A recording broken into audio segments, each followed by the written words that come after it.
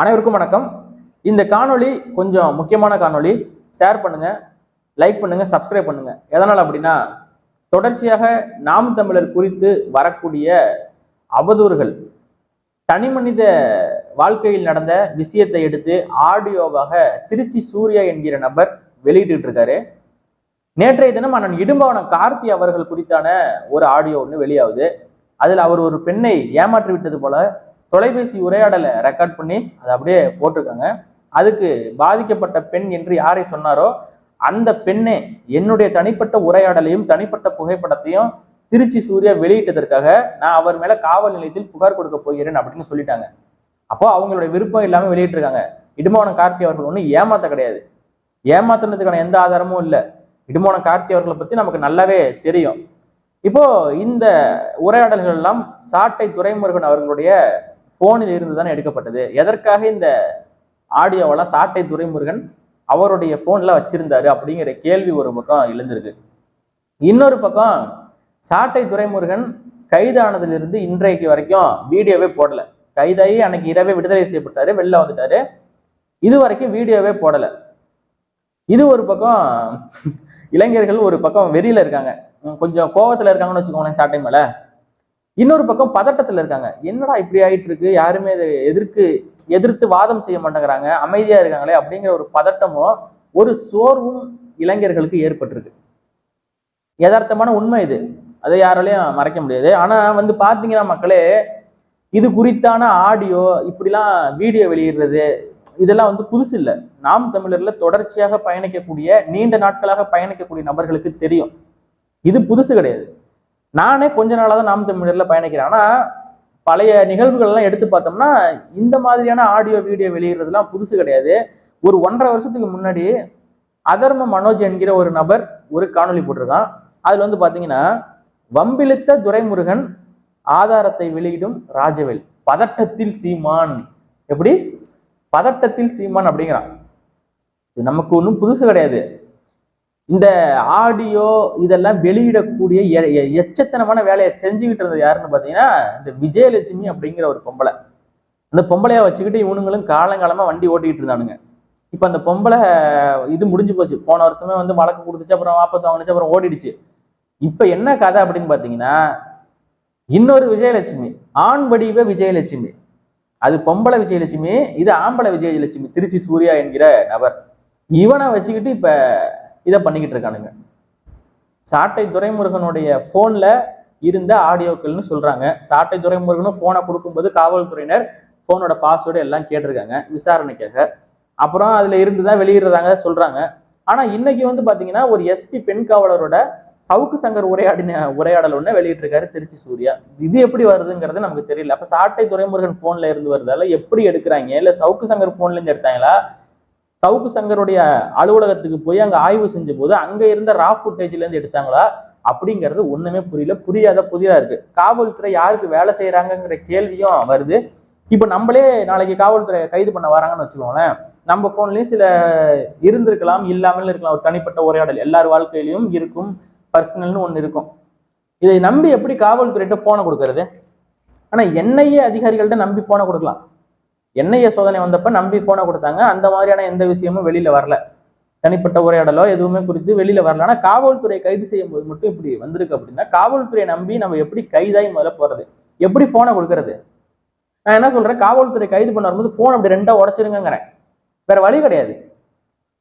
இல்லைன்னா போனை சுத்தமா கிளியர் பண்ணி எல்லாமே கிளியர் பண்ணி வச்சுக்கோங்க. தனிப்பட்ட உரையாடலை வச்சுக்காதீங்க. அவ்வளவு கேவலமான வேலைகளை இவர்கள் செய்கிறார்கள். தனிப்பட்ட உரையாடலாம் எடுத்து போட்டு அசிங்கப்படுத்தணும், நாம் தமிழரை ஒண்ணு இல்லாம ஆக்கணும் அப்படின்னு சொல்லி நினைக்கிறாங்க. யாரும் பதட்டம் அடைய வேணாம். மீண்டும் இதே போல கட்டி எழுவோம். நாம் தமிழர் வளர்ச்சியின் உச்சத்தில் இருக்கிறது. பாராளுமன்ற தேர்தலில் புதிய சின்னத்தில் போட்டியிட்டு 36 லட்சம் ஓட்டு வாங்குதுன்னா பதட்டம் இருக்கத்தான் செய்யும். யாருக்கு? நமக்கு இல்ல, அவர்களுக்கு. எதிரிகளுக்கு பதட்டம் ஆயிடுச்சு. அதனாலதான் இப்ப காலி பண்ணி உடனடியாக வீழ்த்தியாக வேண்டும் அப்படிங்கிற ஒரு இதுல நிக்கிறாங்க. திருச்சி சூர்யா இதுக்கு முன்னாடி பாஜகவில் பயணித்த ஒரு நபர். ஆனா அவன் பாஜகவே கிடையாது. அவன் ஒரு அரசியல் விபச்சாரின்னு சொல்லலாம். அந்த மாதிரி அங்கிட்டு இங்கிட்டு தாவக்கூடிய ஒரு நபர். பணத்துக்காக எதையும் செய்வான். சொந்த அப்பாவோட வீடியோவே வெளியிட்ட நபர் தானே ஆடியோவை. அவன் பேசுறத பாத்தீங்களா, எங்க அப்பா திருச்சி ஏர்போர்ட்ல செருப்படி வாங்கிடுது, மியா மியா மியா மியா மியான்னு பேசுவான். உட்கார்ந்துக்கிட்டு விஜயலட்சுமி மூஞ்சையும் இந்த திருச்சி சூர்யாவோட மூஞ்சையும் ரெண்டு பேத்தையும் பக்கத்துல வச்சு பார்த்தீங்கன்னா ஒரே மாதிரி இருக்கும். அப்படிதான் இருக்கும். கேவலமான வேலைகளை செய்வதற்கு பதிலாக கூட்டி கொடுத்து சம்பாதிக்கலாம் அப்படின்னு சொல்லி ட்விட்டர்ல ஒரு 10 பேர் கேட்டுட்டு இருக்காங்க. எதுக்கு இப்படி சம்பாதிக்கலையிற, பேசாம வீட்டுல இருக்கிற பெண்களை பேசாம கூட்டி கொடுக்க வேண்டியதானே அப்படின்னு சொல்லி கேட்கறாங்க. ஏன்னா அடுத்த வீட்டு பெண்ணை அசிங்கப்படுத்தும் வகையில தனிப்பட்ட உரையாடலை எடுத்து போடுற நீ உன் வீட்டு பொம்பளை எடுத்து போட்டு ஏன் பொண்டாட்டி இவர் வச்சிருந்தார் அப்படின்னு சொன்னா ஆமா ஆமா அப்படின்னு சொல்லி ஒத்துட்டு போயிடுவாங்க. ஏன் ஒரு அடுத்த மோனிஷா ராய் அப்படிங்கிற ஒரு பெண்ணை அவங்க தனிப்பட்ட புகைப்படத்தையும் அவங்களுடைய தனிப்பட்ட உரையாடலையும் எடுத்து போடுற வா வீட்டு பொம்பளைக்கு மட்டும்தான் மான ரோசம்லாம் இருக்கு, அடுத்த வீட்டு பொம்பளைக்கெல்லாம் இருக்காதா? எடுத்து இதெல்லாம் போட்டுக்கிட்டு வெளியிட்டுக்கிட்டு இதெல்லாம் ஒரு பொழப்புன்னு பண்ணிக்கிட்டு இருக்கீங்க. இதுக்கு பேரு அரசியலடா டே, விபச்சாரம்டா. இதுக்கு பேரு விபச்சாரம். இதுக்கு பேரு அரசியல்னு எவனாவது சொன்னானா அவனுடைய பிறப்பை தான் நம்ம சந்தேகம் பண்ணும். வாங்க யார்கிட்ட வேணாலும் கலங்க உடனே பிறப்புகளை பத்தி கேட்போம். இது அரசியல் உங்களுக்கு? தனிப்பட்ட உரையாடல், பாதிக்கப்பட்ட பெண்ணை என்னுடைய தனிப்பட்ட உரையாடலை எப்படா நீங்க வெளியிட்டீங்க அப்படின்னு கேக்குறாங்க. அவங்க பாதிக்கப்படல, அவங்களுக்குள்ள நடந்த சண்டைனா இருக்கதான் செய்யும். வாழ்க்கையில இந்த மாதிரி உறவுகளுக்குள்ள சண்டை ஏற்படுவதெல்லாம் சாதாரண விஷயம். இதை எடுத்து போட்டு இதுக்கு பேர் அரசியல்னு சொல்லிட்டு ஒரு எச்சத்தனமான வேலைகளை செஞ்சுக்கிட்டு இருக்கீங்களடா.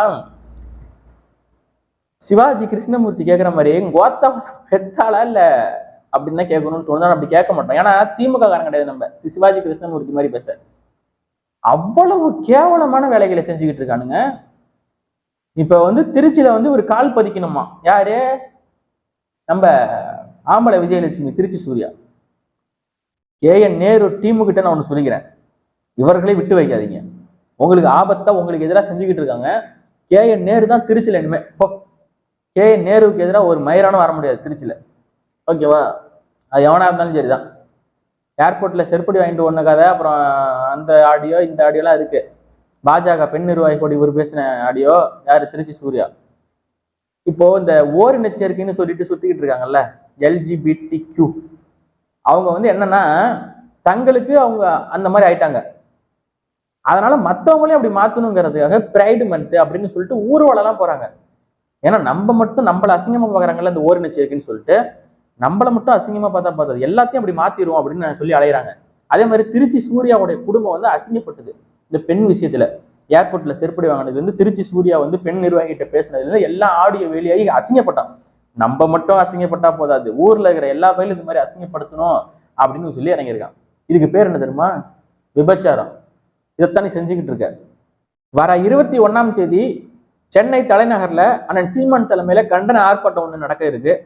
மின் கட்டண உயர்வு குறித்தும் தமிழ்நாட்டில் சட்டம் ஒழுங்கு சீர்கேடு குறித்தும் கண்டன ஆர்ப்பாட்டம் நடத்துறாங்க. அது குறித்து தான் நம்ம பேசணும். அடுத்தடுத்து அப்படியே கடந்து போயிடணும். இதெல்லாம் ஒரு பெரிய விஷயம் நினைச்சுக்கிட்டு உட்கார்ந்து இருந்தோம்னா வேலைக்கு ஆகாது. இதெல்லாம் இன்னைக்கு என்னத்தான் நடக்குது, காலங்காலமா இதைத்தான் பண்ணிக்கிட்டு இருக்காங்க. ட்விட்டரில் பார்க்கக்கூடிய நபர்கள் யாரு? புதுசா யாரும் பார்க்க போறது இல்லை. ஏற்கனவே அரசியல் இருக்கிறவங்க இவங்க தான் பார்க்க போறாங்க. இதன் மூலமாக அவர்கள் சுய இன்பம் வேண்டுமானால் அடைந்து கொள்ளலாம். நாம் தமிழருக்கு பாதிப்பா இருக்காது. சற்று மனசோர்வை ஏற்படுத்தலாம். வீரியமா பேசுறாங்கல்ல, அவங்கள சற்று மனசோர்வு ஏற்படுத்தி ஒரு 10 நாள் வீடியோ போடாம உட்கார வைக்கலாம். அது வேணா பண்ணலாமே ஒழிய மற்றபடி ஒன்றும் பண்ண முடியாது. சோர்ந்து போகக்கூடிய அளவுக்கு நாம் தமிழரில் இருக்கக்கூடியவர்கள் சோரம் போன இளைஞர்கள் கிடையாது. அவர்கள் மீண்டு எழுவார்கள். இந்த இடத்துல பாத்தீங்கன்னா இந்த ஆடியோவை வெளியிட்டதன் மூலமாக குடும்ப ரீதியான சில பிரச்சனைகள் தான் வருமே ஒழிய அரசியல் ரீதியான பிரச்சனைகள் வராது. இடுமாவனம் கார்த்தி அவர்களுடைய இந்த ஆடியோவை வெளியிட்டதுல அவருடைய பர்சனல் வாழ்க்கை தான் பாதிக்கப்படுமே ஒழிய அரசியல் ரீதியா அவருக்கு என்ன பிரச்சனை அவரை பத்தி எங்களுக்கு தெரியும். நாங்க ஒன்றும் அவரை விட்டு கொடுக்க போறதில்ல. ஆனால் இடுமாவனம் கார்த்தி எளிமையின் உருவம்.